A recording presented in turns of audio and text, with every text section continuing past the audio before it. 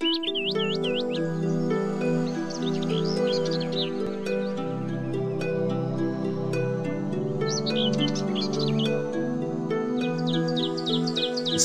kalimatil mu'tasimin wa maqalatil mutaharrizin wa na'udzu billahi ta'ala min jawril jairin wa kaidil hasidin wa baghlil zalimin wa nahmaduhu fawqa hamdil hamidin.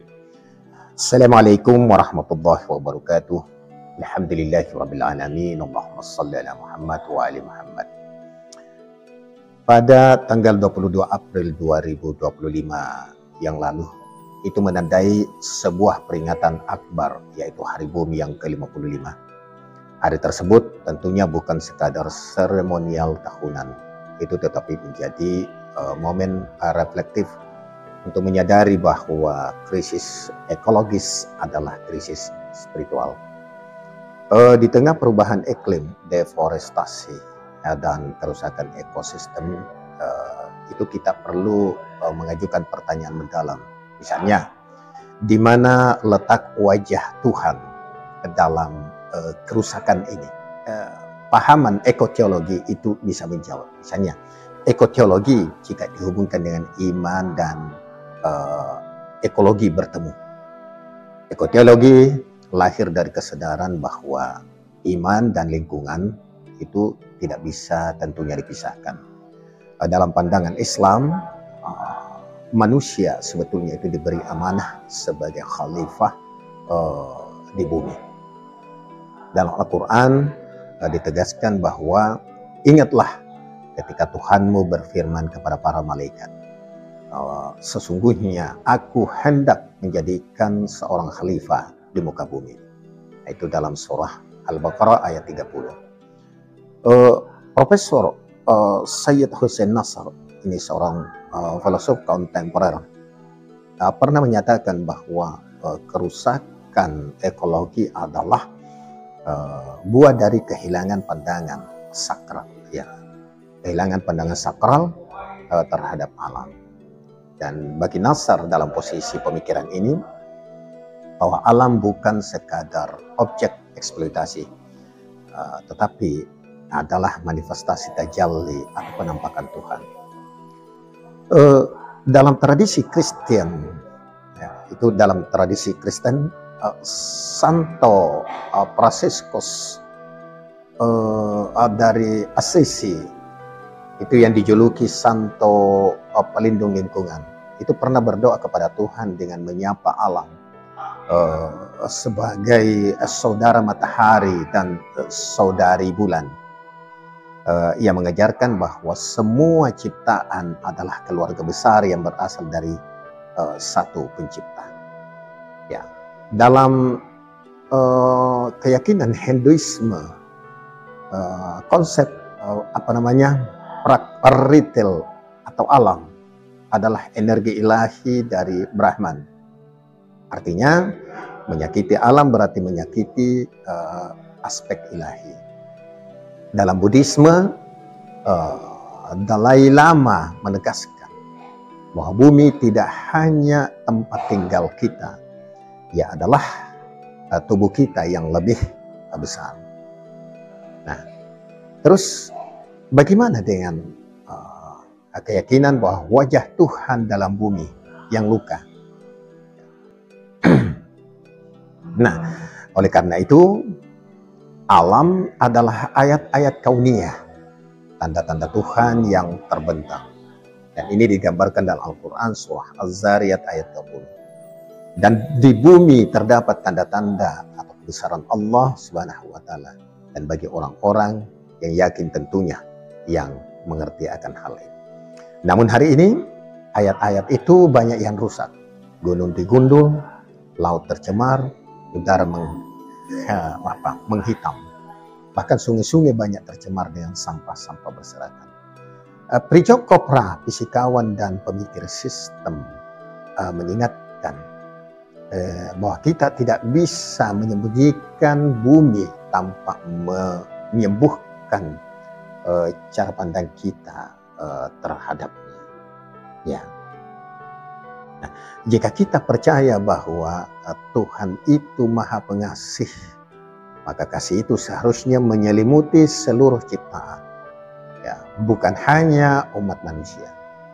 Imam Ali pernah menegaskan bahwa jadilah kamu sumber kasih sayang bagi makhluk Allah, maka Allah akan merahmatimu. Wajah Tuhan kini hadir dalam jeritan tanah yang retak, ya, di mana hutan yang terbakar dan makhluk yang punah. Kita pun dipanggil untuk menjadi tangan-tangan kasih-Nya, tangan-tangan kasih Tuhan dalam merawat bumi ini. Nah, oleh karena itu, mari kita merenung sejenak bahwa hari bumi sebagai perubahan ekologis. Bahwa krisis ekologis bukan hanya masalah teknis sebetulnya, tetapi juga spiritual manusia itu. Sebagaimana Paus Fransiskus dalam Laudato Si-nya menulis bahwa kerusakan lingkungan adalah cerminan dari kerusakan batin manusia. Kita membutuhkan pertobatan ekologis, ya, pertobatan ekologis. Nah, konsep ini pula sejalan dengan prinsip islah dalam Islam. Misalnya kita ditekankan untuk menciptakan sebuah perbaikan dan pemulihan. Sebagaimana ditegaskan dalam surah Al-A'raf ayat 56, yang artinya bahwa dan janganlah kamu membuat kerusakan di muka bumi ini setelah Allah memperbaikinya. Nah, hari bumi adalah saatnya kita bertobat secara ekologis dari keserakahan kita menuju kepada kesederhanaan, dari dominasi kita menuju harmoni alam. Nah, karena itu jadikan pula ekoteologi ini sebagai jalan untuk kembali, jalan untuk pulang. Nah, maksudnya apa?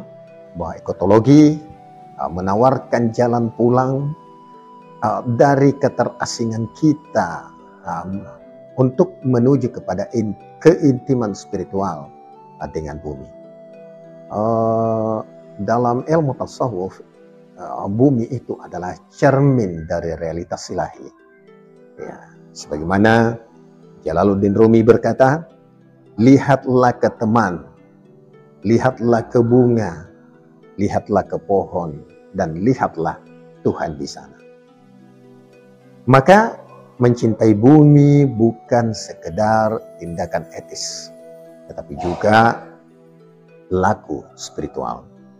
Nah, kita merawat ciptaan karena kita mencintai Sang Pencipta itu.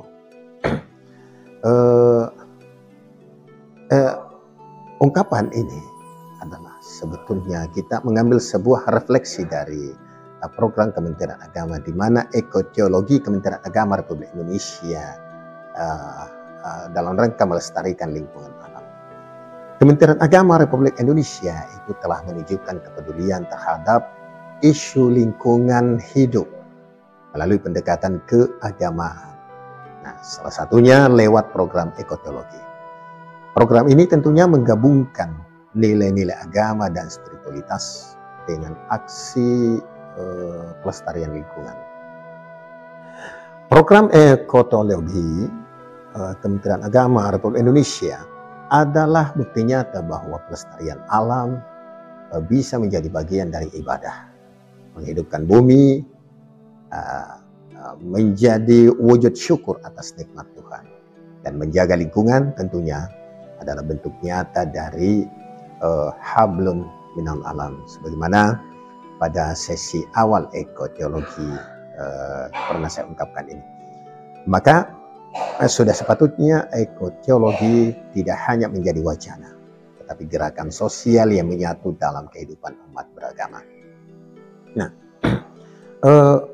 ada baiknya mungkin dalam kesempatan ini saya mencoba mengangkat beberapa intisari sambutan Menteri Agama Republik Indonesia, Profesor Andegruta, Profesor Dr. Kiai Haji Nasaruddin Umar, MA, itu dalam peringatan Akbar Hari Bumi ke-55 pada 22 April 2025 lalu.